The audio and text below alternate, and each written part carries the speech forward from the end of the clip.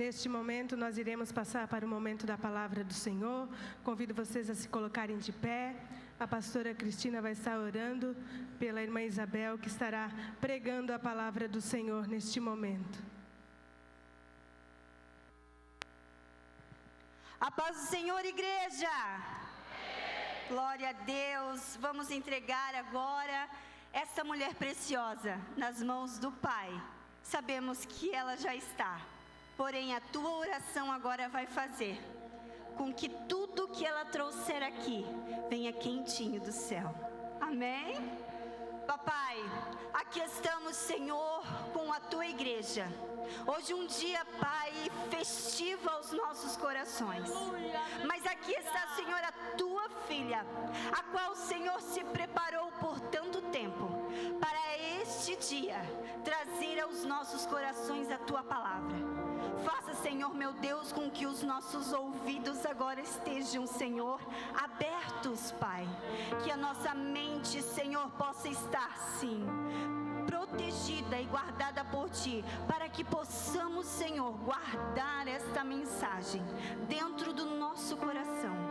Faça, Senhor, meu Deus, com que a Tua igreja neste momento concentre-se para receber mais de Ti. Obrigada, Senhor, pela Tua rica, maravilhosa presença. Amém. Desejo cumprimentar a amada igreja com a paz do Senhor.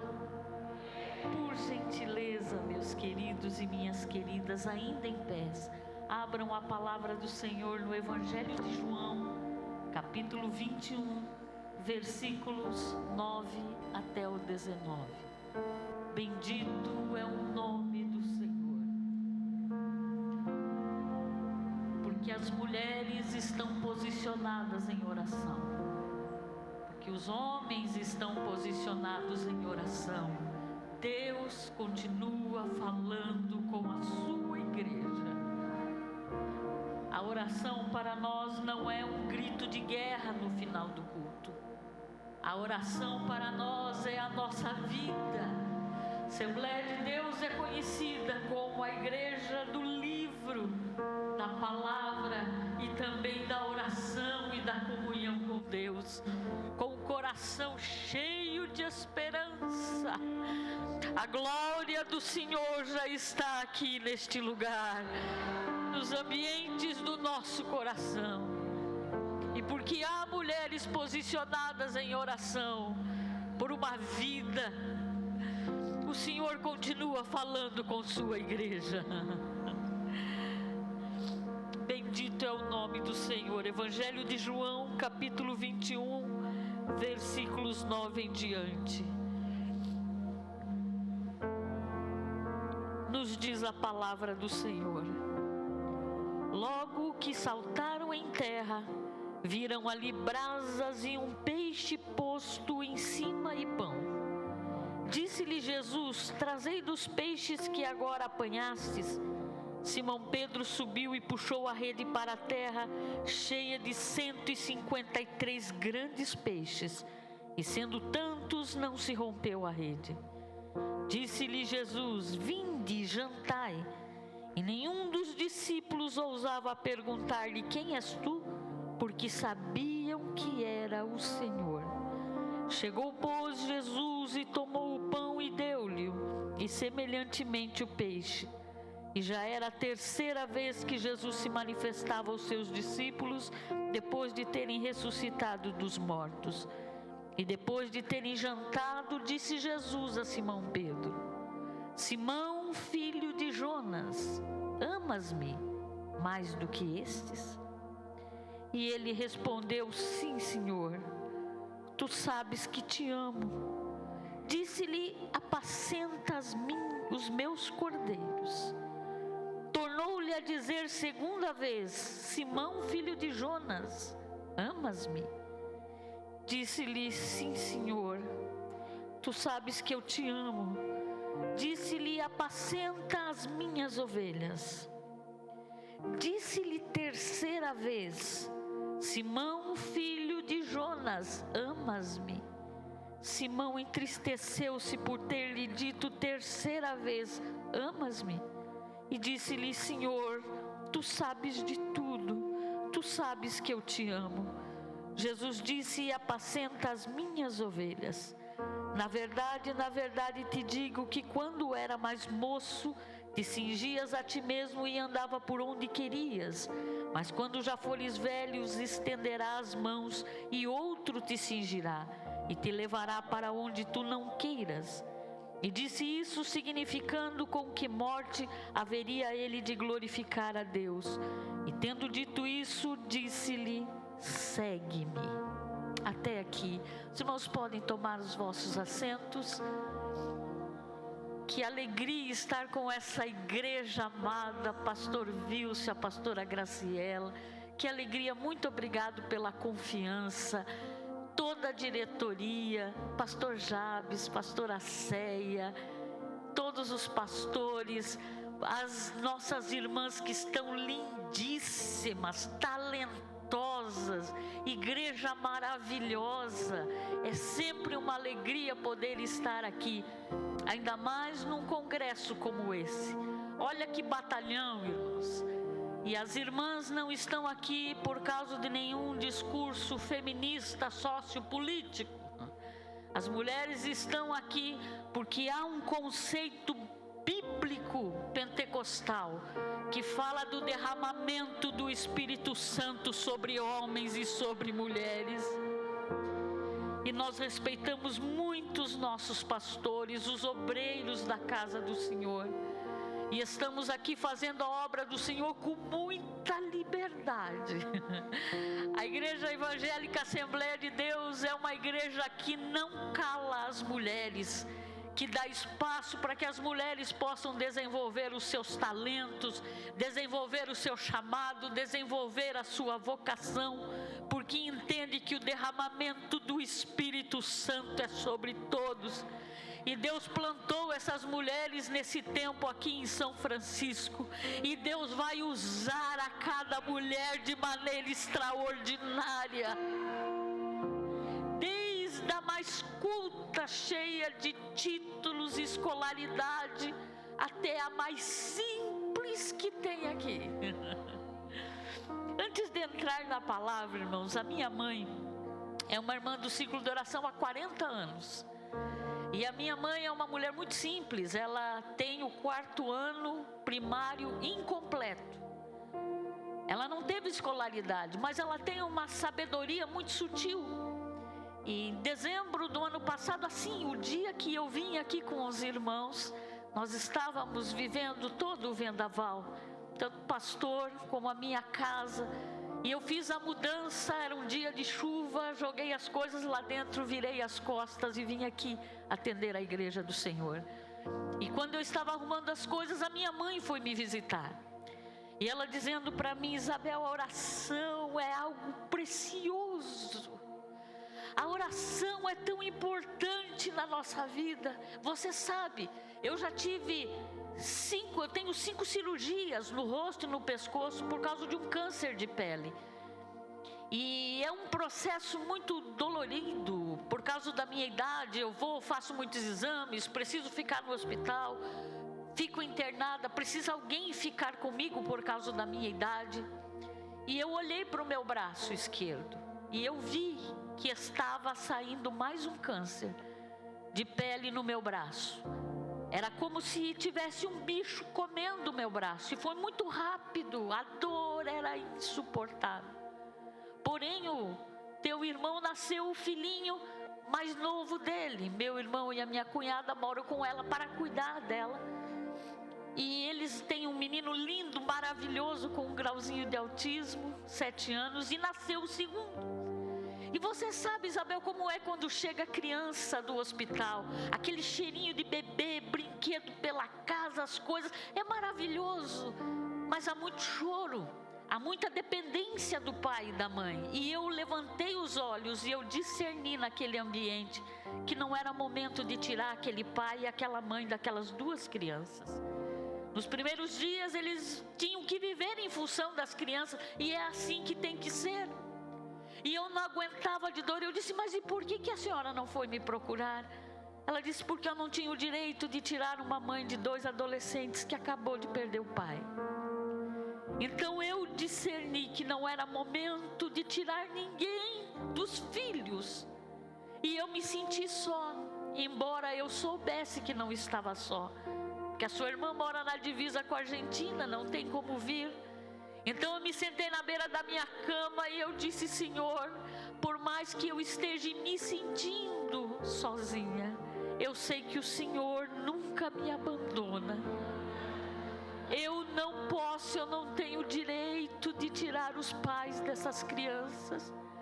E não é sensato eu ir buscar a Isabel nesse momento, Senhor. Olha aqueles 2 adolescentes. Então, Jesus, eu não aguento de dor no meu braço. Olha aqui, Senhor, está insuportável a dor. E ela chorou muito na beira da cama.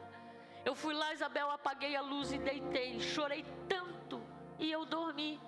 E quando eu dormi, eu tive um sonho. E no sonho eu olhei para a porta do quarto e lá estava vindo um moço todo de branco, sorrindo, com uma bandeja na mão. E havia um líquido, uma cor que eu não sei explicar para você. Eu olhando para ela, e tinha uma espécie de um algodão, alguma coisa do lado daquela bandeja. E ele estava na porta em pé sorrindo para mim. E o quarto se encheu de luz. E no sonho ele foi vindo, olhou para mim e disse: querida, você pode, por gentileza, levantar a manga da sua camisola? Eu tinha puxado o lençol até em cima. E fiquei olhando para ele e o sorriso dele era lindo. E quando ele me pediu para levantar a manga da camisola no sonho, eu disse: aham.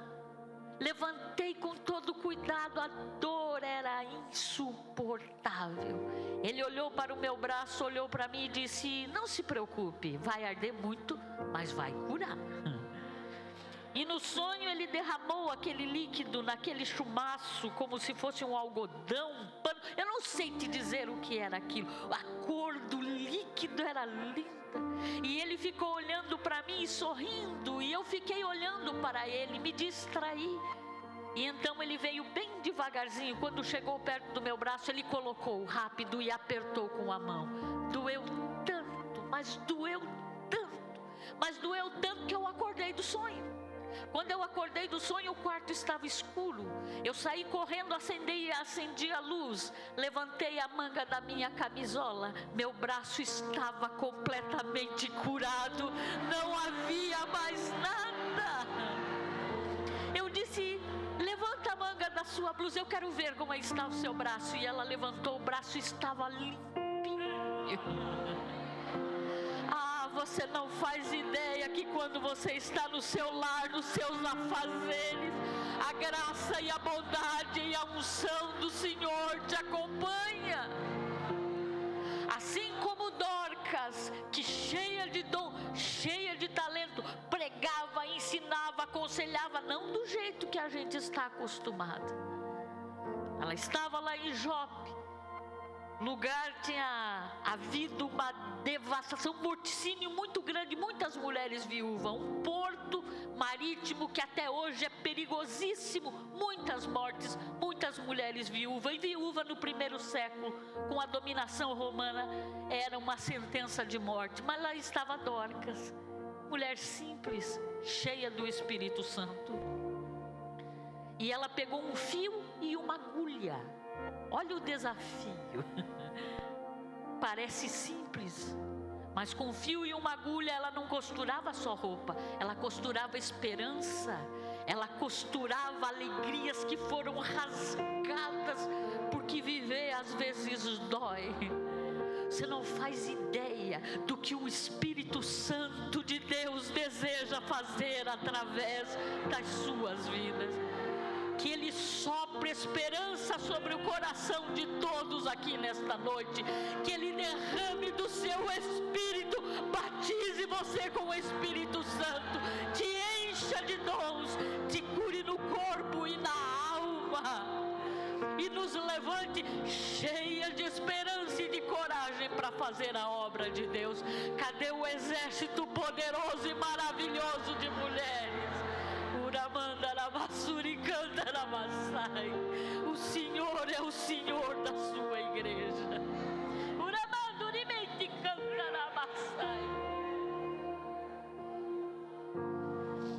Eu desejei ler esse texto com as irmãs, com nossos irmãos, porque esse texto ele tem algo tão precioso, porque é um texto escrito de um amigo sobre um amigo, em uma situação muito difícil, desafiadora, desesperadora, de frustração, de alguém que investiu a vida em um chamado e de repente se vê sozinho, de repente vê que não valeu a pena, de repente chega à conclusão que talvez a decisão não foi tão acertada assim, e ele vai escrever como é que Jesus cuidou dos cenários do lado de fora para curar o coração ferido do seu amigo. E essa é uma narrativa de fé. A palavra narrativa é diferente de contar uma história. Ele não contou algo que ele tinha informação. João narrou aquilo que ele estava presente, que ele presenciou. Ele narrou porque ele participou daquilo. E ele viu que toda a graça, toda a bondade, toda a misericórdia do Senhor se manifestou para curar um coração ferido, decepcionado, magoado, machucado e equivocado.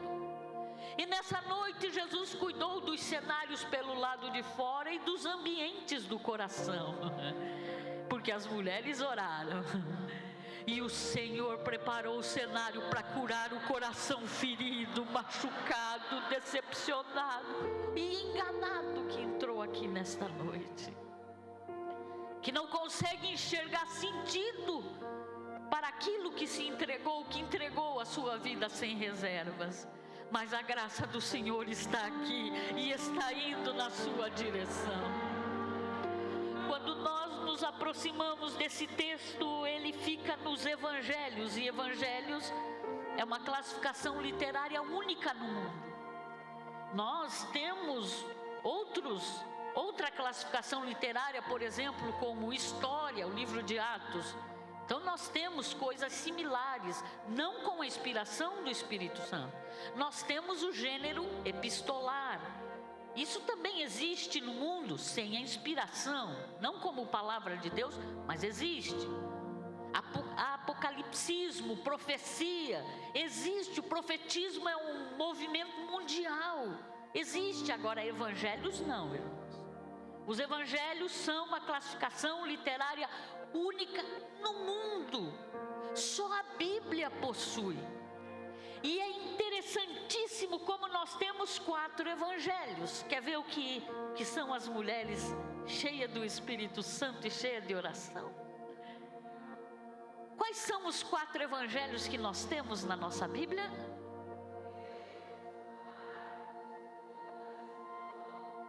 Quase pentecostal. Quase. 1, 2, 3. Mateus. Oh, glória. Os 3 primeiros, Mateus, Marcos e Lucas e João, são chamados de sinóticos, que vem da palavra grega sunarau, que quer dizer ver juntos, olhar pelo mesmo prisma. Os 3 narram a biografia de Jesus, quem Jesus fez, o que ele ensinou, com pequenas diferenças de detalhes. Agora João não é um sinótico. João é o evangelho da maturidade, escrito mais de 60 anos depois do que ele viveu tudo com Jesus. Em 60 anos o evangelho amadurece dentro da gente. As nossas compreensões vão se dilatando, ele vai se expandindo, e não há limite para que o evangelho se expanda na nossa vida. E quando João, 60 anos depois, escreve o seu evangelho, ele não fala de biografia como os outros, ele fala de doutrina. Ele não fala simplesmente da existência de Jesus, mas ele começa a falar da pré-existência dele. No princípio era o Verbo, e o Verbo estava com Deus, e o Verbo era Deus. Todas as coisas foram feitas por meio dele, e sem ele nada do que foi feito se fez. Ele era a luz da vida, a vida estava nele. Ele vem falando de doutrina, e ele tem o cuidado de selecionar milagres que os sinóticos não tinham falado.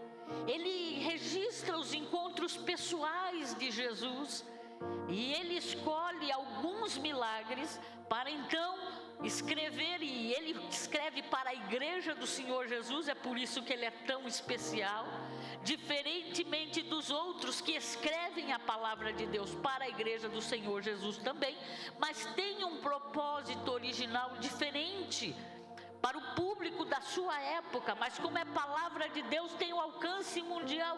Mas João não, João escreve especificamente para a igreja do Senhor Jesus, e ele tem um encadeamento de ideias, ele sabe onde ele quer chegar. Sobre a inspiração do Espírito Santo, ele escreve no capítulo 1, quando ele fala de João o Batista, e perguntam para João: és tu aquele que haveria de vir? O João disse: eu não, eu só sou amigo do noivo, a noiva pertence para o noivo, eu só me alegro com ele. Aquela amada do Antigo Testamento que por vezes foi equivocada, que por vezes Deus levantou os profetas e disse: esse povo me honra com os seus lábios, mas o seu coração está muito longe de mim. As performances religiosas, Deus chegou a usar o profeta e dizer: o boi conhece o seu dono, e o jumento a manjedoura de quem lhe dá comida, mas o meu povo não entende nada. Esse Deus relacional se relaciona agora com uma amada que se equivoca. E quando eles passam pelo cativeiro babilônico e a esperança morre dentro deles, Deus levanta um profeta Ezequiel, que vai ser levado cativo na segunda deportação. E ele, que estava no meio de 10.000 ferreiros, que Nabucodonosor que queria quebrar Jerusalém na emenda, para que ele se levantasse e não pudesse guerrear. Mas ele não sabia que o Senhor dos exércitos anda no meio do seu povo, que não é a nossa espada que nos dá vitória. E quando eles foram para a Babilônia, um dia levaram os ferreiros, levaram esse sacerdote, filho de sacerdote. O sacerdócio era um ministério que era hereditário, o profeta não. E quando ele chega lá no meio do rio Quebar, um dia Deus levanta ele com essa sensibilidade que João vai retratar no capítulo que nós já iremos ver. E aí Deus levanta o profeta Ezequiel, passagem muito conhecida, capítulo 16, e com uma beleza poética e com uma força do Espírito, uma graça que se manifesta de maneira irresistível. Ele se levanta e o povo estava chorando, decepcionado, frustrado, porque tinham certas concepções e Deus agora puxa o tapete debaixo dos seus pés. E então o profeta se levanta e diz: Jerusalém, Jerusalém, assim diz o Senhor, o dia do teu nascimento, Jerusalém, eu me lembro muito bem. Você é lá da terra dos cananeus, teu pai era um amorreu e a tua mãe era uma heteia. Só que no dia que você nasceu, ninguém teve misericórdia de você. Eles tiveram nojo de você e jogaram você num campo para morrer.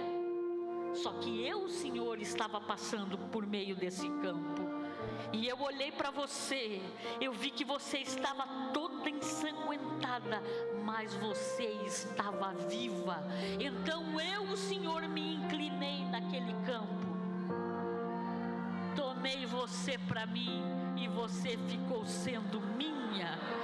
Eu te lavei com água, eu te ungi com óleo, eu cortei o teu umbigo, eu te esfreguei com sal, eu te envolvi em faixas, eu tomei você para mim. Eu cuidei de você, você começou a crescer os teus cabelos, você foi ficando tão linda. Ai, eu vesti os teus pés com pele de animais marinhos, coloquei roupas bordadas, coloquei lindas joias em você e uma coroa linda na tua cabeça. Te dei de comer de flor, de farinha, de mel.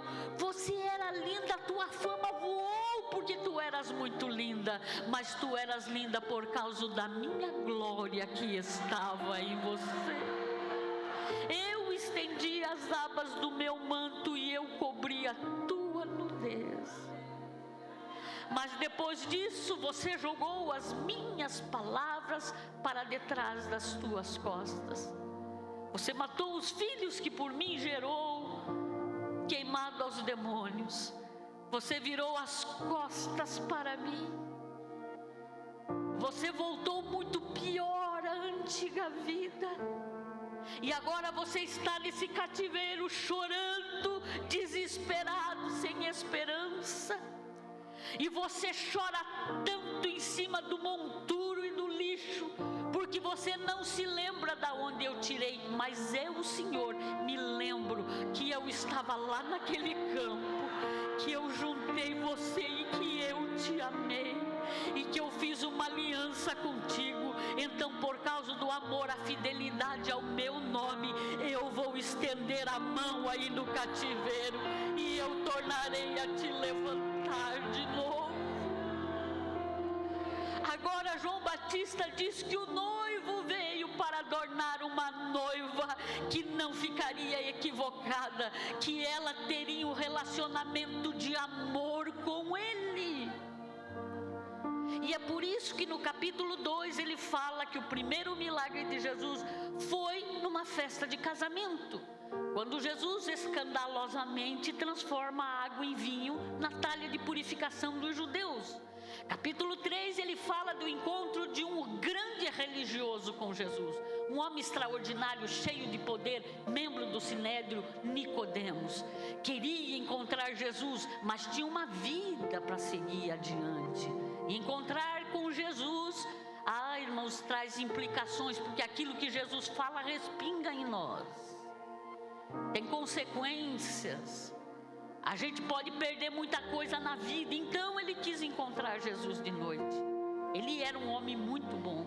E Roma não esvaziava as instituições de poder. Mas quando ele vem, as irmãs conhecem o diálogo. Ele vem dizendo: mestre, nós sabemos que tu vem de Deus, porque ninguém pode fazer as obras que tu fazes se Deus não for com ele. Jesus olha e diz: na verdade, eu te digo, você precisa nascer de novo. Como quem diz, a tua lógica, o teu raciocínio é aqui dessa terra. Você sabe que eu vim de Deus porque você enxerga um montante de provas pelo lado de fora? Você diz que vê e enxerga que eu vim de Deus pelas coisas que você vê serem feitas. Até os cegos enxergam desse jeito. Mas você precisa nascer de novo. Quem nasce de novo anda pela fé, ainda que não enxergue nada, continua crendo na poderosa palavra do Senhor. E aí ele está disposto a ungir Jesus na sua morte. Bem político, mas não parece que não teve a coragem do testemunho em vida, de chegar diante de Roma e dizer: vocês podem arrancar tudo que eu tenho, mas eu estive com Jesus, eu sei quem ele é. E João deixa para o último capítulo. Capítulo 4, ele vai apresentar Jesus tendo um encontro com as mulheres, e amanhã nós queremos falar isso, sobre a mulher samaritana. Como que Deus considerava as mulheres num comportamento impensável para o rabino do primeiro século. Mas ele deixou para o último capítulo para falar da restauração do seu amigo.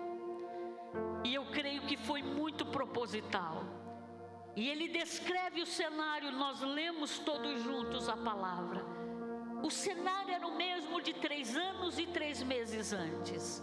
Mar da Galileia, que não é um mar, é um lago, que fica no corredor sírio-palestinense, que por causa da quantidade de ventos, tem fenômeno de mar, tempestade e quantidade de peixe. E 3 anos e 3 meses antes, quando eles estavam ali pescando naquele mar, eles tentaram uma noite inteira a pesca, mas não pescaram nada. De manhã havia uma figura lá na praia, era Jesus. E aí Jesus gritou lá da praia: vocês pescaram alguma coisa? E eles gritaram lá da praia: não, tentamos a noite toda, não apanhamos nada. Aí Jesus disse: então faça o seguinte, joguem a rede pelo lado direito.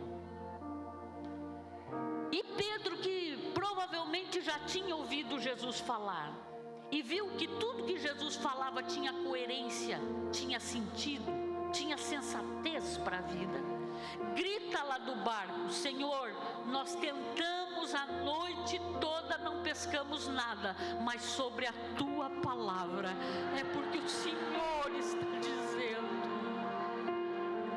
Parece absurdo, mas é porque o Senhor está dizendo, nós vamos fazer. Quando a gente decide dar razão à palavra de Deus. Jogaram a rede, e eu não sei se Deus fez um cardume de peixe na hora, porque Ele fez todas as coisas pelo poder da sua palavra, todos os multiversos, ou se Deus disse para um cardume de peixe para lá, eu não sei. A verdade é que quando eles puxaram a rede ia se arrebentar de tanto peixe. E aí, quando eles chegam admirados na praia, Jesus diz: deixa essas redes aí, eu vou trocar redes de vocês, e eu vou trocar o peixe que vocês vão pescar também.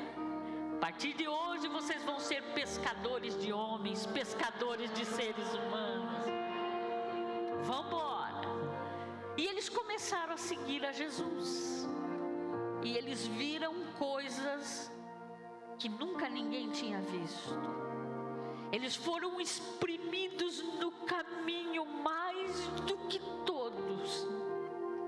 Eles começaram em uma jornada, e eles viram Jesus alimentar multidões, sentir compaixão. Viram Jesus levantar coxos, curar leprosos. Eles viram que Ele era o Messias prometido nas Escrituras do Antigo Testamento. Se Ele não fosse, ninguém mais seria. Teve uma ocasião que Lucas diz que eles chegaram em Cafarnaum, provavelmente na casa de Pedro ou na casa que Jesus estava morando. E Jesus chegou depois de uma noite de oração, e quando Ele entrou na casa, foi enchendo de gente. As pessoas souberam que Jesus estava lá, e foi enchendo de gente, e Jesus priorizava o ensino. Começou a ensinar a palavra, e a Bíblia diz que o poder de Deus estava vazando dele. E a casa foi enchendo, e os fariseus também foram. Não foram convidados, foram com as suas próprias pernas, mas esqueceram o coração em casa. E para encontrar com Jesus, a gente tem que ir inteiro. Para ouvir Jesus, a gente tem que ir com o coração disposto a ouvir, a entender a sua palavra. Mas eles não foram, provavelmente eles foram lá para ver qual era a hermenêutica, se o aramaico de Jesus era muito rebuscado. E Jesus, com aquela simplicidade estonteante. E haviam 4 moços que parece que nasceram em São Francisco. Eles tinham um amigo que estava no fundo de uma cama. Amigo de verdade. E disseram: nós vamos levar você até Jesus. Você tem que encontrar-se com Jesus. Só que não dava para levar o homem. O que eles fizeram? Levaram o homem com cama e tudo. Gente de fé, às vezes é gente meia doida mesmo. Pegaram a cama e foram até lá. Chegaram lá, não dava para entrar na porta, não dava para entrar na janela, não dava para entrar em lugar nenhum. Então eles olharam para o teto, e quem sabe houve uma conversa e disse: vamos pelo lado de cima? Ainda há saída. Alguém colocou a mão e um subiu lá em cima, e aí foi indo. Ó, ele está aqui, ele está ensinando aqui. E começa a tirar o telhado da casa. E Jesus continua imóvel, ensinando. Tiram o telhado. Num guindaste de amor, eles amarram o homem na cama e puxam o homem em cima de uma cama, em cima do telhado da casa onde Jesus estava. Deve ter dado muito trabalho. E eles então agora chegam, eu imagino a cara do dono da casa. Não sabia se dava glória a Deus ou se pegava aqueles homens, aquele buraco no teto. E eles foram abaixando aquele homem em cima de uma cama, bem na frente de Jesus. Quando a cama baixou, Jesus olhou. Pela frase que Jesus fala, irmãos, eu imagino, porque eu vivi uma experiência dessa, que aquele homem estava em cima de uma cama por um sentimento de culpa muito grande. Eu já orei por alguém que levaram ao médico, estava numa cadeira de roda e o médico disse: não tem nada no corpo, não tem nada que impeça andar. O problema é na mente, o problema é sentimento de culpa. Essa pessoa viveu um luto, viveu 3 lutos, 3 anos consecutivos, está aí. É uma dor na alma, é um sentimento de culpa, provavelmente por não ter dito o que queria ter dito. E agora não tem mais essa possibilidade, chame um psicólogo. E a família ligou para mim: Isabel, nós vamos chamar um psicólogo, mas será que você podia vir aqui orar por ela? Claro.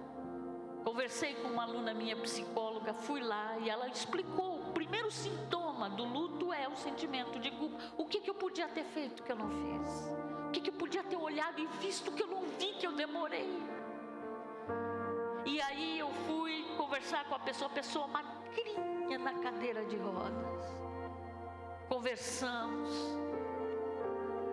Eu disse para ela: você não tem mais como falar para aqueles que se foram. Mas Jesus está aqui pronto a perdoar aquilo que você tem carregado. Conversa comigo. E a pessoa fez de conta que nada era nada. Mas na hora de ir embora, quando eu peguei ela no colo, coloquei na cama, ela me abraçou e me puxou para cima da cama. E começou a despejar aquela dor da alma. Oramos juntas, pedindo perdão e graça e coragem. Outro dia, às 6 horas da manhã, a família me liga. Ela está na frente do fogão fazendo café, em pé, não precisa mais da cadeira de rodas. Provavelmente Jesus discerniu pela fala de Jesus. Jesus olha para o homem e diz: perdoado te são os teus pecados. E os fariseus começaram: mas quem é esse que pensa que tem poder para perdoar pecado? Só Deus pode perdoar pecado. Jesus disse: por que vocês arrasou nos seus corações? O que é mais fácil dizer? Perdoado te são os teus pecados, ou levanta a tua cama e anda? Para que vocês saibam que o Filho do Homem, ele era Deus, Filho do Homem, para se identificar conosco, com as nossas dores. Para que vocês saibam que o Filho do Homem tem poder para perdoar pecado. Levanta, toma a tua cama e anda. E o homem levantou na hora. Levanta a cama. Aquele que entrou pelo telhado, agora pegue licença, porque sai pela porta. Quem sabe alguém te trouxe pelo telhado. Você não pode nem entrar pela porta, mas vão sair, vão ver você saindo honrosamente pela porta.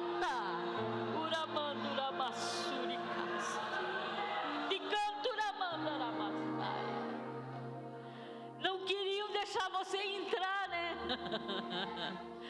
Mas o rei já estava te esperando. Eles viram. Só que eles andavam com Jesus e Jesus falava umas coisas estranhas que não fazia sentido. Jesus dizia que ele seria morto, que ele seria entregue, que eles iriam sofrer, que iriam ferir o pastor e as ovelhas iam se dispersar. Isso não fazia sentido, porque havia uma teologia rabínica, uma fala a respeito de Deus. Teologias são falas humanas a respeito de Deus. E por mais acertadas que elas sejam, falas humanas não cabem à glória de Deus. Salomão diz que nem o céu dos céus consegue conter a sua glória. E eles não entendiam, porque havia um ensino rabínico que dizia assim: quando o Messias vier, ele vai multiplicar pães, ele vai curar os leprosos, ele vai abrir os olhos dos cegos, até provar a sua credencial messiânica. Depois disso, ele vai orar a Deus, Deus vai mandar legião de anjos, ele vai se assentar no trono, Israel vai ser livre e vai reinar com ele. É por isso que a mãe de João pede para Jesus: Senhor, quando tu te assentares no teu trono, deixa o Joãozinho Júnior e o meu outro filho, um sentado do lado direito, outro do lado esquerdo, bem coisa de mãe. Porque era essa a concepção. A nossa alma está ferida, está doendo, a nossa vida está difícil, mas o Messias está aqui, ele vai tomar o trono. Mas Jesus dizia que ia morrer, e para o Pedro isso não fazia sentido. Então cada vez que Jesus falava do seu sofrimento, Pedro dizia: não vai ser assim não, eu estou aqui, eu defendo a tua vida com a minha, não vai acontecer nada para o Senhor. E Jesus deixou passar.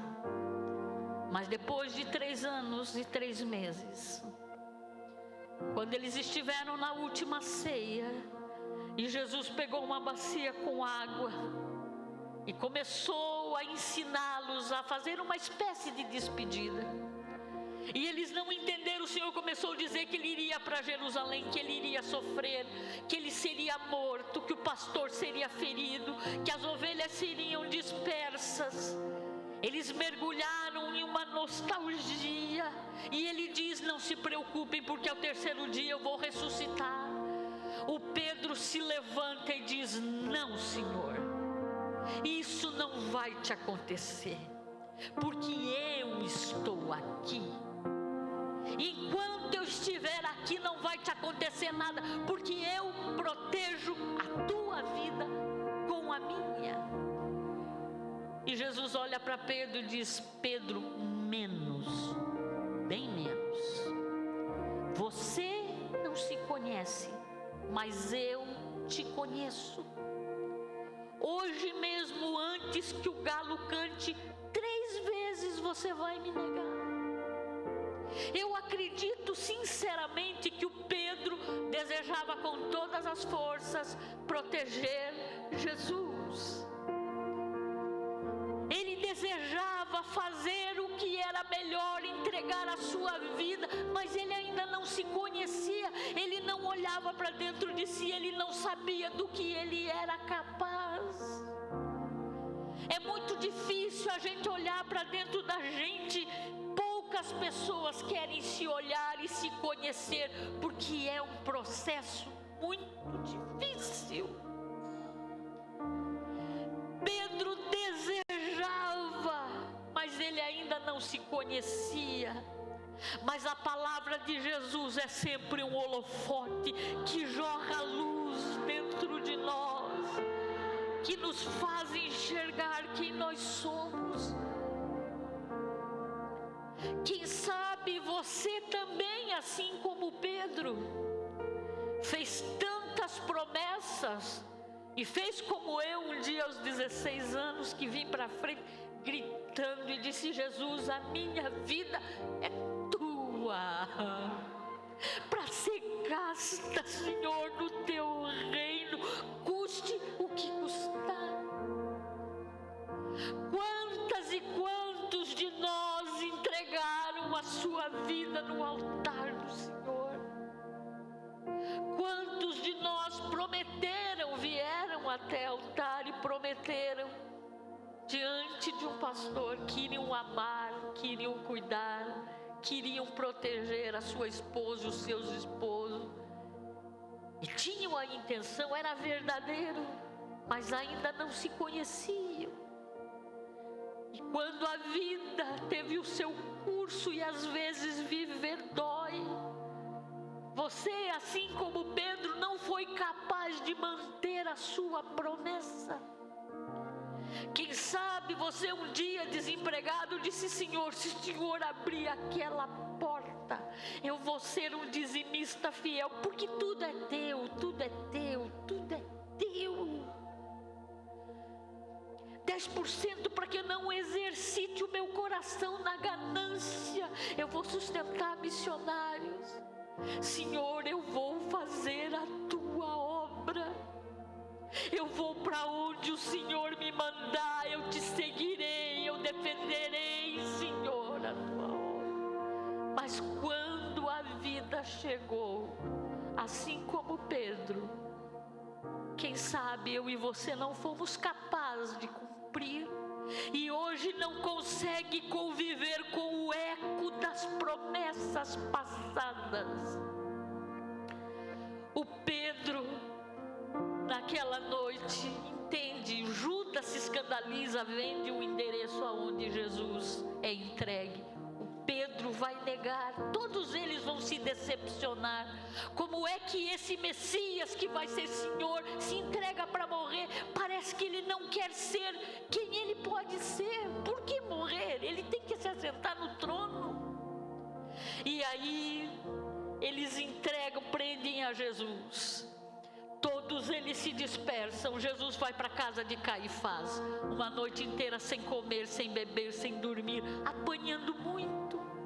E o Pedro muito decepcionado, porque eles largaram tudo para seguir ele. E agora ele se entregou para a morte. O que seria deles? E o Pedro vem seguindo Jesus de longe. Foi o que ele deu conta de fazer. Quem sabe você que entrou aqui nesta noite, ou que nos ouve pelas redes sociais, também tem seguido Jesus de longe, porque é o que você tem dado conta de fazer. E ele vem e se assenta numa fogueira. As únicas 2 vezes que o Novo Testamento traz no grego a palavra braseiro é quando Pedro nega e quando Jesus monta um cenário para restaurar.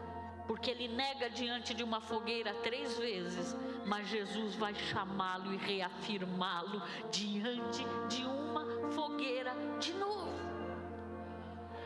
Foi em frente à igreja do Senhor Jesus que você se entregou sinceramente para o Senhor, pois é na frente da igreja do Senhor Jesus que Ele te restaura nesta noite.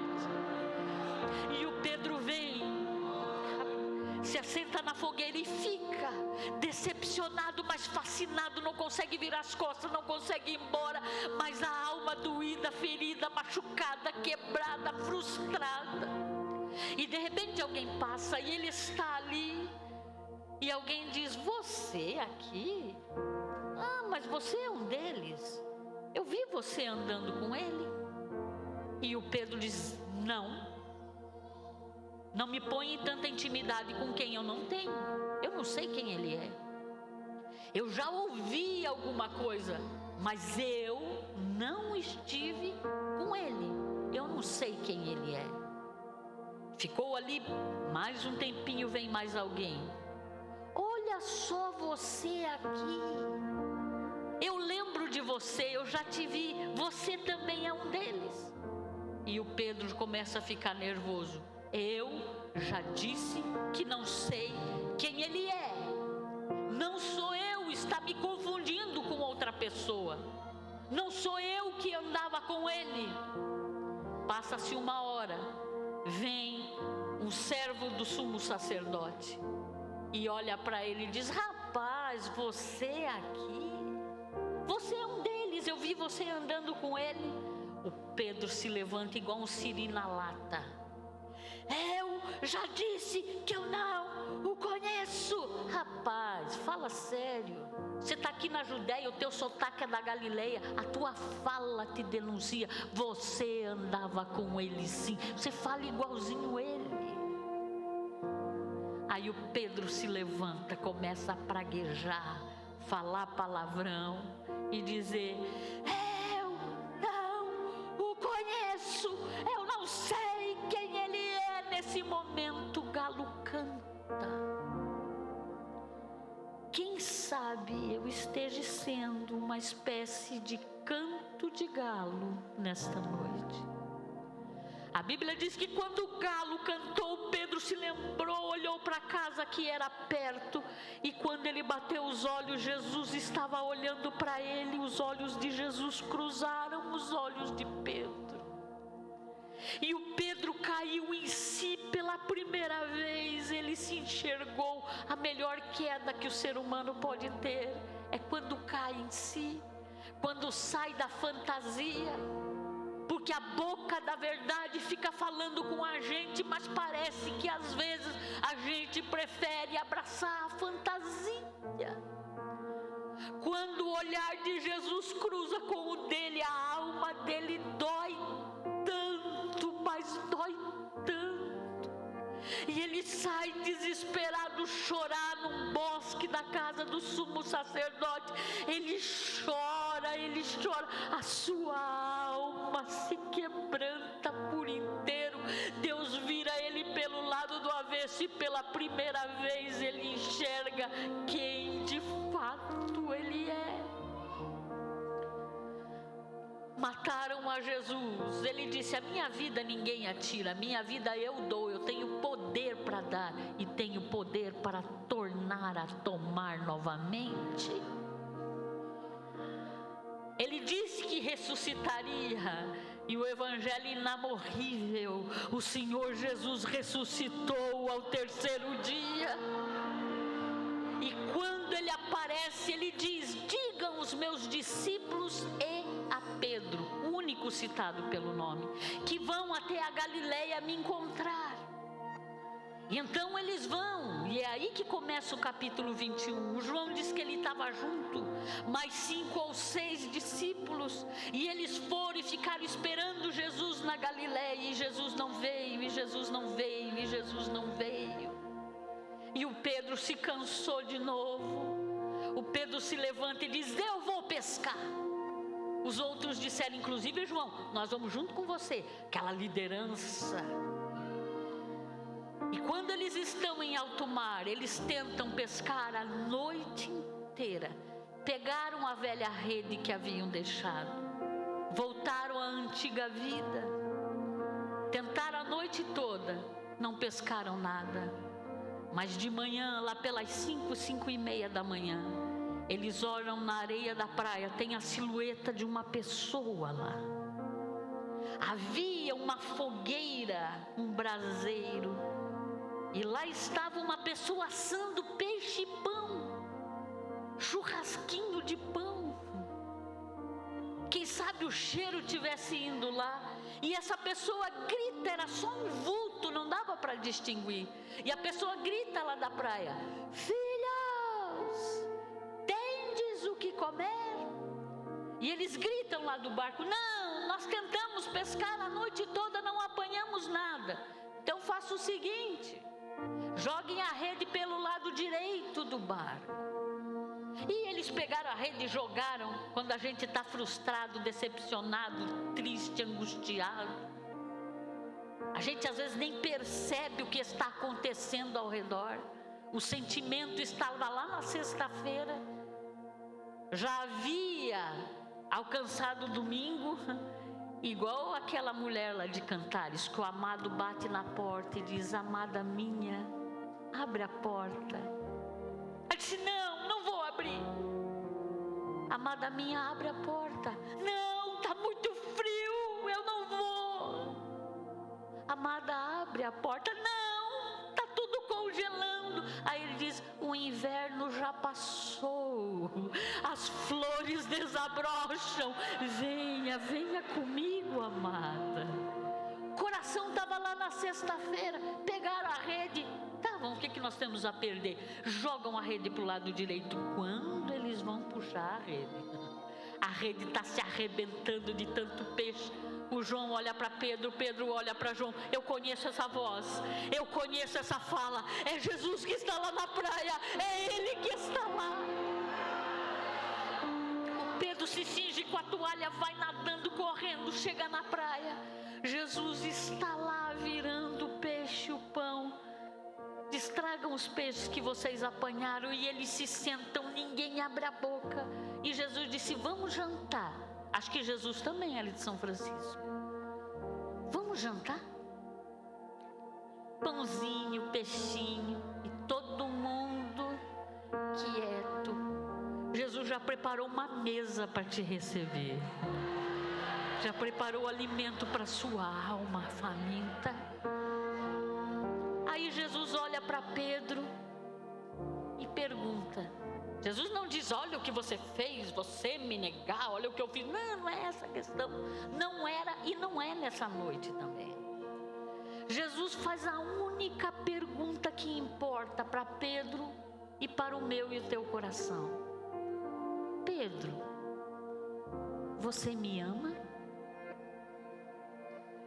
O português é uma língua muito rica, irmãos, mas mesmo assim, só existe a palavra amor para designar amor perfeito de Deus pela humanidade, de marido para esposa, de pais para filho, de filhos para pai, amor de amizade. Só que pela insistência de Jesus a gente vê que alguma coisa tem a mais. Eu me viro bem no hebraico, grego para mim é grego, mas com um léxico, um dicionário, qualquer um se vira. Eu peguei o texto grego. Jesus está perguntando para Pedro: Pedro, você me ama? Porque no grego existem várias palavras para amor. E a palavra que Jesus usa aqui é de um amor perfeito. É de um amor que Deus é designado tendo pelas suas criaturas, que é o amor ágape. Jesus pergunta: Pedro, tu me agapau?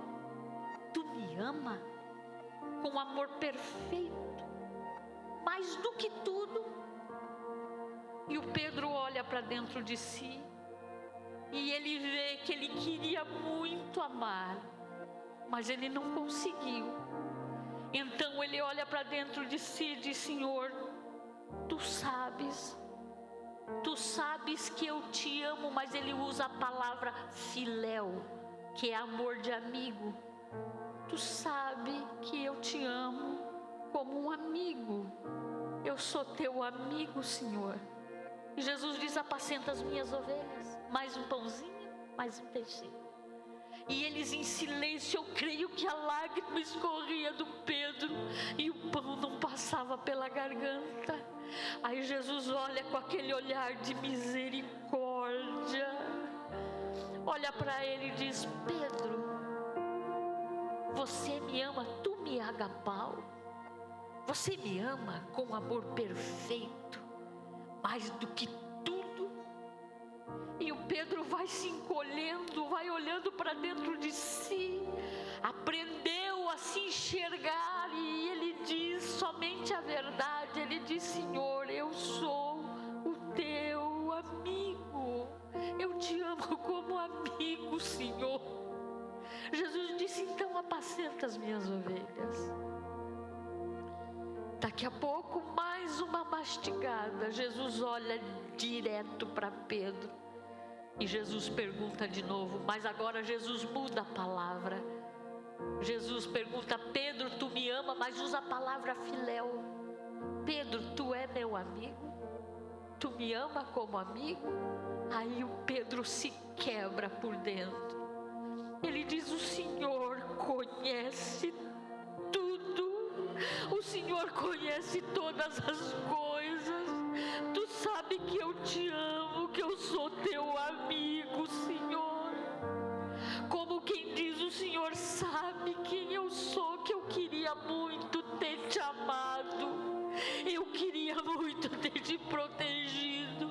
Eu não queria ter voltado atrás, Senhor. Como eu queria te amar à altura. Mas eu sou uma pessoa cheia de ambiguidades. Mas tu conhece o meu coração e sabe que apesar de tudo, eu sou teu amigo. Eu te amo com aquilo que eu tenho em mim. Aí Jesus diz para ele, é mais ou menos assim: eu aceito a tua amizade. Eu procuro gente que me ame dessa forma, porque o meu Pai ama perfeitamente e vai aperfeiçoar você em amor. Apacente as minhas ovelhas, cuide de gente igual a você que não dá conta de amar com perfeição. Seja o meu rosto para eles, cuida deles para mim com amor e com carinho. Para nós encerrarmos, Jesus ainda diz: vamos dar uma voltinha na praia. E o Pedro vai indo com Jesus e Jesus diz para ele: sabe, Pedro, você é tão decidido, tem tanta força, você é um líder excepcional, você sempre decide, levanta e vai, mas vai chegar o dia que a velhice vai chegar, que a doença vai chegar, que a impossibilidade, que as quebraduras, os esmagamentos da vida vão chegar. Você não vai ter condição de vestir uma roupa. Você se levanta e vai para onde você quer, mas vai chegar o dia que você vai estender a mão para alguém colocar uma roupa que você nem quer usar, e vai levar você para um lugar que você não quer. Mas nesse dia você vai descobrir, no dia da fragilidade humana, no decurso da tua carreira comigo, quando você passar pela vida, e no mundo tereis aflições, você vai se espantar que o meu Pai vai plantar um amor dentro do teu coração tão grande. E aí o João diz que o Pedro escutou ele correndo atrás e perguntou: Senhor, e desse o que será? Porque assim, irmãos, Jesus disse para ele: mas o que te importa o que vai acontecer com ele? Que a gente sempre acha que a vida do outro está acontecendo para a gente comparar a nossa. A vida de ninguém está acontecendo para você comparar a vida com a dele. Salmo de número 37. Não tem inveja dos homens maus. Quem é que consegue viver tendo inveja de alguém, ainda mais naquilo que a gente condena?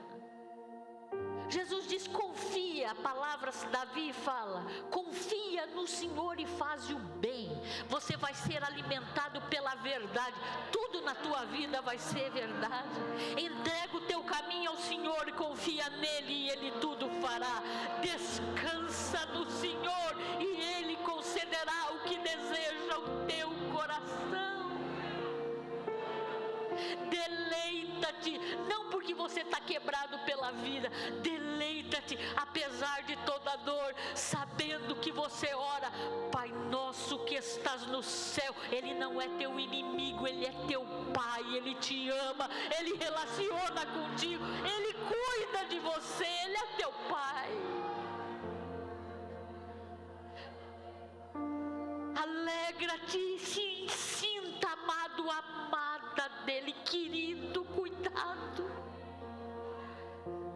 Tem gente aqui que vai para a glória ou vai ser arrebatado por Cristo sem nunca ter tido uma dor de cabeça, uma dor de barriga. Outros de nós vão sofrer, a vida vai doer. Outros de nós vão passar por situações tão difíceis, mas o glorioso, irmãos, está em: não importa o que aconteça, desde que eu seja aperfeiçoado em amor. Quem se transforma, Pedro, me perdoe o nosso horário. Você vê Pedro saindo dali, vai receber a presença do bendito Espírito Santo, vai ser usado com poder e graça de Deus, milagres extraordinários vai acontecer. Quando Paulo vai ser morto pelo Império Romano, quem é que fica cuidando das igrejas da Ásia Menor, escrevendo carta para elas? Pedro. Leia as epístolas que ele escreveu. Não há nem vestígio daquele homem das bravatas. Morre aqui hoje alguém que teve intenções profundas, mas que não conseguiu, mas que se levanta em Deus perdoado, perdoada, e vai caminhar para a vida, e vai crescer em amor, e vai crescer em santificação, e vai se transformar num ser humano inacreditável, cheio da glória de Deus. Receba o sopro do Espírito, trazendo esperança para o teu coração. A glória de Deus hoje te encontra e te chama para um relacionamento cheio de amor, cheio de compromisso e cheio de graça na tua vida. Com permissão do nosso pastor, nos colocamos em pés. Cadê aquele povo que canta lindo, que toca lindo? Uramando, uramassuri, cantaramasaia. E enquanto eles adoram a Deus conosco, eu queria convidar você, que assim como eu, ama o Senhor, mas enxerga as suas ambiguidades. Alguém que como eu quer uma vez mais deixar a sua vida no altar, quer derramar-se, se entregar uma vez mais para a obra de Deus. Deus quer restaurar chamados, ministérios e vidas nesta noite. E enquanto vão orar, vem a graça do Senhor, te chama. Ou levanta a sua mão onde você está. Eu já passarei para o nosso pastor e pediria gentilmente à igreja, pastor amada, cuidada, com tanto carinho pelo Senhor. Eu gostaria que o Senhor orasse por nós, mas você não pode deixar essa oportunidade passar. Venha, a graça do Senhor te chama. Ele quer te aperfeiçoar em amor. Isso, venha. Oh, aleluia! Aleluia! Aleluia! Aleluia!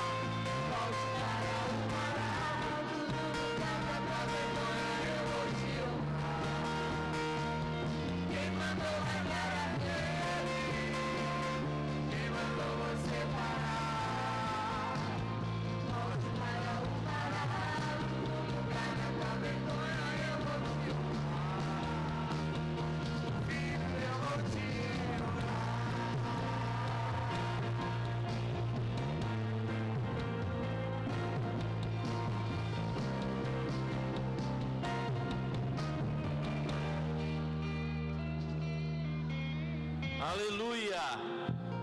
Quem precisa de cura? Quem precisa de cura?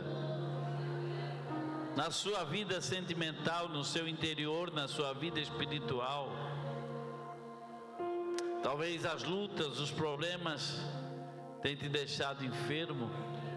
Bem à frente, nós vamos orar por você. Essa mensagem foi muito salutar para muitas pessoas. E hoje é uma noite de cura aqui. Hoje é uma noite de cura. A vida, os problemas, as batalhas te feriram, causaram dores, abriram feridas, mas você está aqui nessa noite e precisa, e Jesus vai curar. Vem à frente. A bênção está aqui no altar. Derebe a hau eguiassé. Decante-o e dele frutos mal eguiassendio.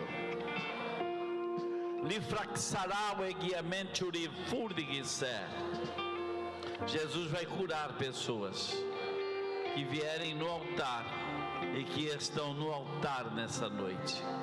Quando viemos à frente é um sinal de rendição. Dissemos: Senhor, nós nos rendemos. Eu me rendo, Senhor, porque eu preciso. Eu me rendo porque eu sou necessitado, necessitada. Eu me rendo.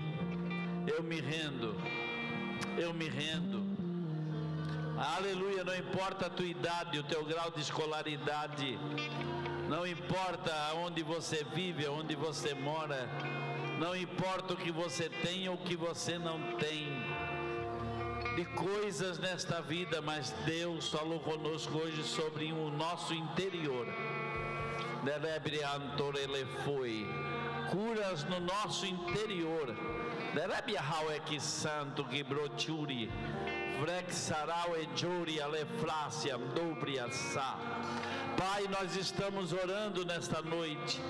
Ouvimos a tua voz de uma maneira clara, explícita, poderosa, tocando na nossa alma, no nosso coração, na nossa mente.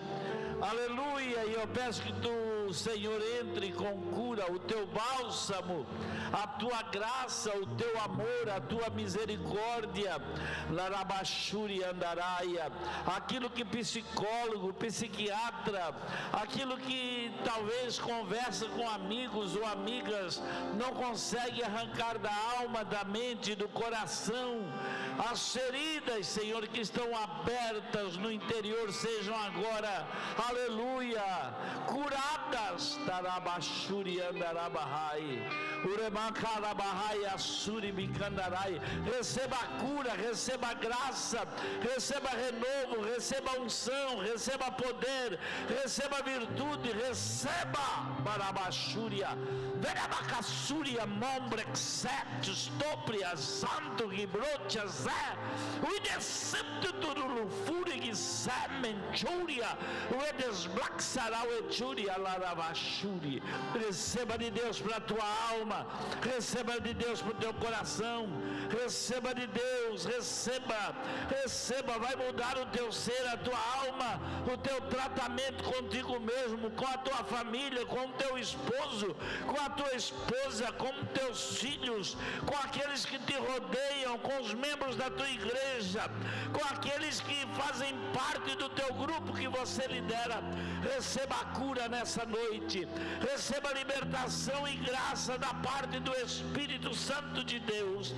Abashuri Andaraia. E se você já fazia tempo que não falava mais em línguas, comece a falar em línguas estranhas agora, comece a falar em línguas. Receba renovo de Deus, receba renovo de Deus, seja batizado com o Espírito Santo, receba o poder do Espírito Santo, o revestimento, Urabaia, Súria, Mambrox, Mério, Vaso, Quibroubi, Astéria, Haueg, Asséria, Mai.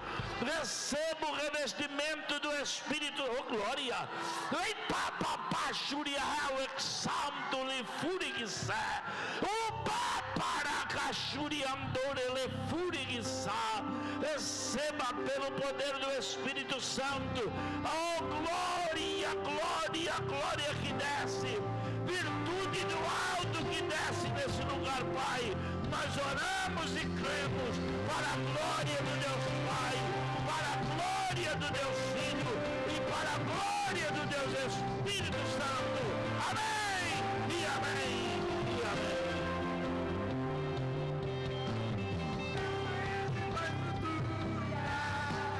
Sabe o que está fazendo, mesmo que seja difícil.